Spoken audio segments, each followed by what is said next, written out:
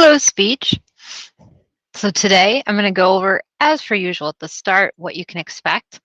While I'm doing that, I would suggest you open up your week 2 assignment so you can get the answers right in there. So yesterday I showed you what strong 30 is and how to use those techniques to write and perform your introduction speech. So hopefully you got a good start on writing your rough draft yesterday. Today, I'm going to teach you science of speech. So I'm going to teach you some connections in science that can help you manipulate your body so you perform better. I don't know a better way to say it than that. You'll see what I mean. I'm also going to point out additional resources on the blue slide for you to use. Then you're going to have time to do two things. Finish week 2. So that's your introduction rough draft and your prompts on science and speech. Then those of you who have not finished week 1, I would strongly suggest you use the time today to finish that up. All right, so let's talk science of speech. And this is, let's show you where you're going to put this first. Oh, wrong one. There we go. So on your week 2 handout, as you can see, you get 3 points for the science of speech part. The majority, the 7 points, is for that rough draft. Here's where you do your CTA vote and just check which one. So today we'll be doing task 1. So you're going to write 3 reactions or connections to what you learned today. It could also be summarizing what you learned. And then I'm showing you again, here is where the rough draft of your introduction speech goes for task 2. And there is an example in the week 2 folder. Okay, back to science of speech.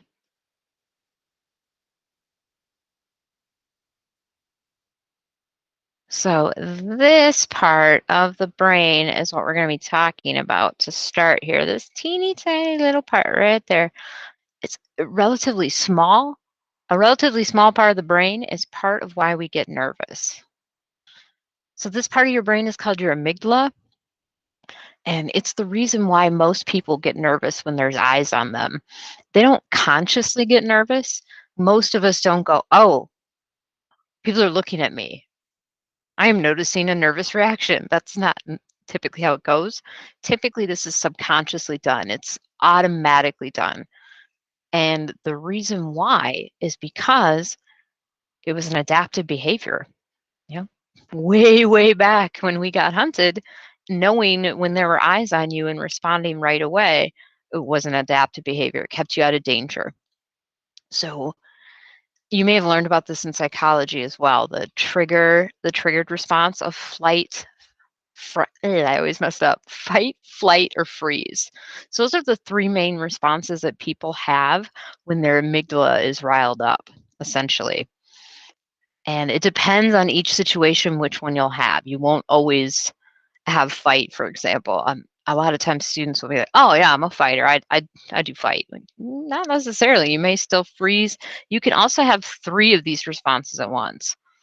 All right. So essentially, when eyes are on you, and especially a lot of pairs of eyes, like in public speaking, your amygdala responds as if you are under attack. It responds in the exact same way it would respond if a bear suddenly started charging at you.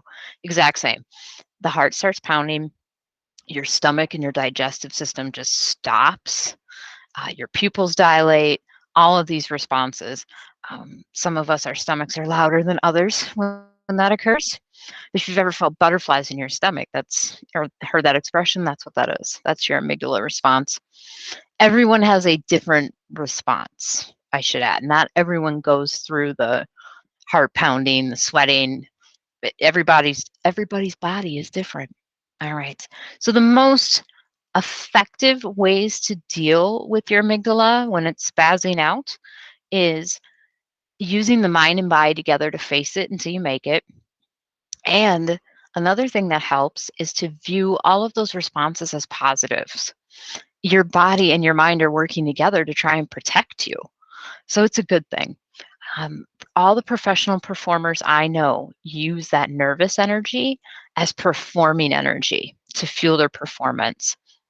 The last thing I'll tell you for countering the amygdala when it is upset, and this is also the part of the brain that has a lot to do with anxiety, is visualize something positive within reason. So, for example, if I'm nervous about going up to do my first speech, when I'm practicing it, I can even start visualizing it going well. People nodding, couple smiling, or since many of you will likely film these, you can easily picture me enjoying your speech, because I certainly will. The other thing that works really well for amygdala is breathing techniques. I almost just said breathing, like, oh yeah, breathing's good. Cool. I learned something today. Breathing techniques help get more oxygen into the body to help slow some of this fight, flight, or freeze response. So that's the amygdala in the first part of science of speech. The next two are hormones. So I want to talk to you about two important hormones as far as speaking goes and how you can use knowledge of these hormones to improve your speeches. So, one of the important hormones that we all hopefully have is oxytocin. And you want to be careful when you're pronouncing words in speeches. I have mixed that up before when presenting in classes and called it oxycontin. Oh, you don't. That's a very different thing. Very, very different. So oxytocin is also known as the hug or the love hormone. It helps people connect to each other. And by hug or love, I don't just mean romantic love. Platonic friendship can also trigger the production of oxytocin. So oxytocin is great. This is why when people are first in a relationship or you first meet a new friend, you're just so pumped, you're so excited about them. It's because of oxytocin. It's because you're forming that connection. Here's how you can use it in your speeches. Share, be vulnerable.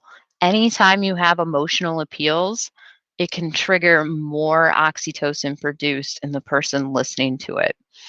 When we hear a lot of us, when we hear someone having like quavery voice, where they're about to cry, we start to get an emotional reaction too.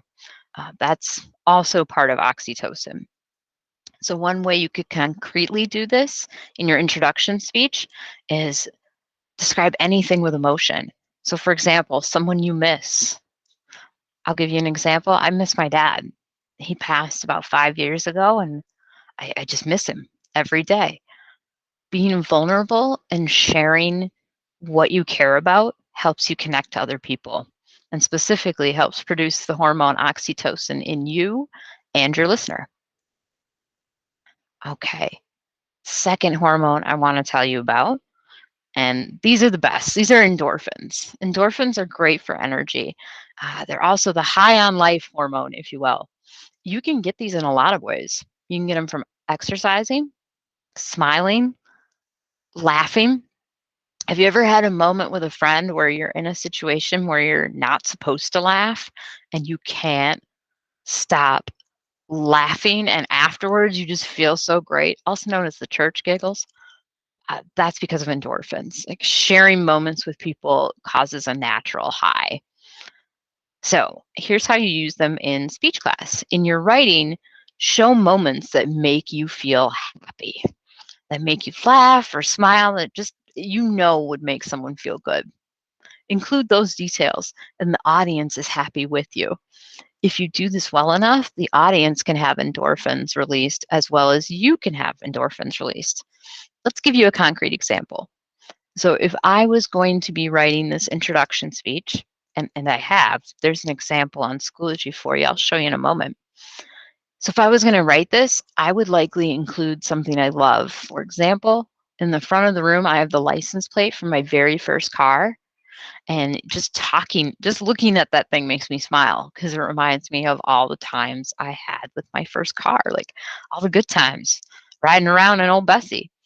Now, for your introduction speech, you're not required to have visuals at all, but you can if you want to add them. Okay. They're a great way to increase endorphins and oxytocin. So if you want visuals, you absolutely can use those. I like visuals too because they give me something to reference. So this is all review from yesterday. I want to point out optional resources for you to help you during this work time you're going to get coming up here. So I have three TED Talks on here as a follow-up for how do I deal with stress and anxiety. So more science and strategies to help you out. And all of these are extra. They're to learn, review, or challenge yourself. There's no specific questions on them. And then for my YouTube, I got an example of the introduction speech for you, as well as me explaining Strong 30. So at this point, you should be able to finish the week 2 handout. Okay, so finish these prompts and finish your rough draft, get that in, and then, like I said, go finish week 1. As always, I'm in the G Meet. If you have questions, sign on in. Go for it. Get this done.